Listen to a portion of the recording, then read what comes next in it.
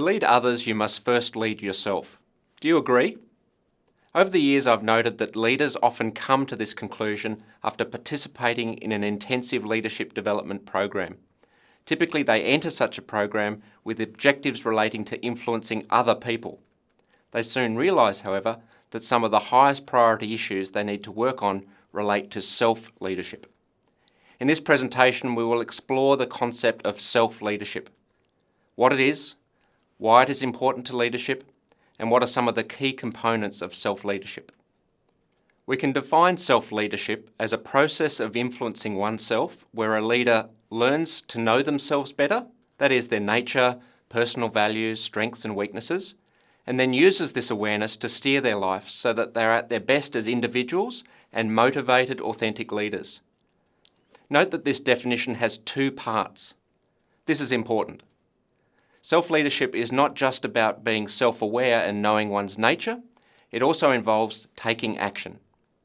Let me illustrate by using an example. A self-aware leader in global development may reflect on their personality, personal values, strengths and weaknesses.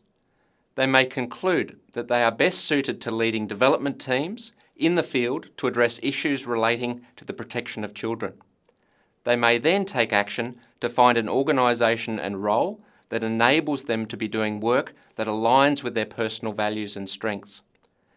If they are successful, they would be in a good position to be a highly motivated, authentic, inspirational and competent team leader. So why is self-leadership important? Professor Jim Kouzes makes the point that the leader's primary instrument is the self. That's really all we have to work with. It's what we do with ourselves that's going to make us better leaders. It's what we do with ourselves that makes the difference.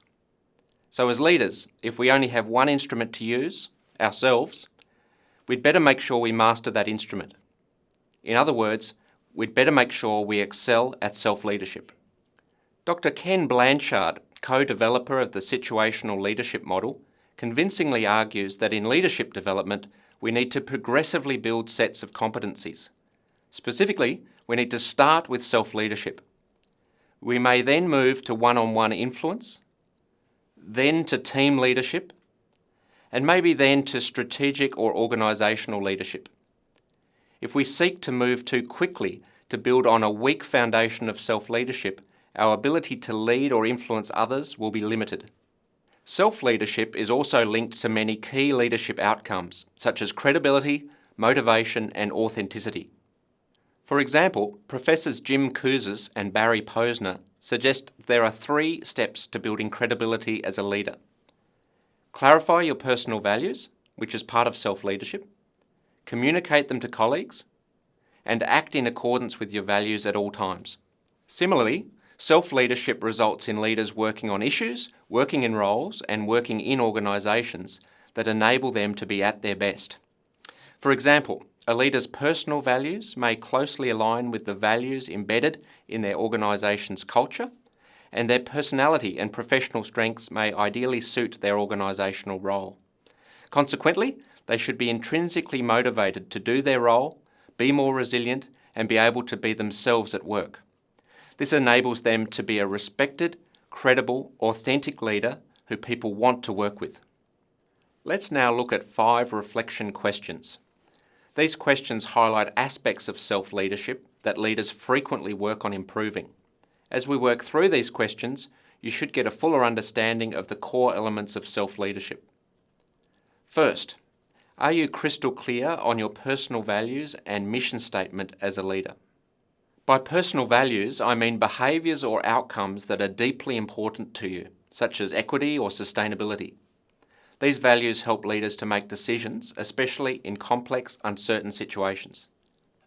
A personal mission statement describes what you want to achieve as a person or professional. Some leaders review their mission statements each day to help them focus on where to spend their time and energy. Second, do you spend time analysing and reflecting on your nature, in other words, your personality, and consider how this might help or hinder your leadership activities? For example, if you are highly introverted, a thought leader role may suit you better than a boundary-spanning leadership role that requires a lot of networking. Third, Do you get frequent feedback from colleagues to help you build self-awareness of your strengths and weaknesses as a leader and identify ways to improve? Building self-awareness is an aspect of self-leadership that is critical for leadership effectiveness and development. There is a strong positive correlation between self-awareness and leader effectiveness.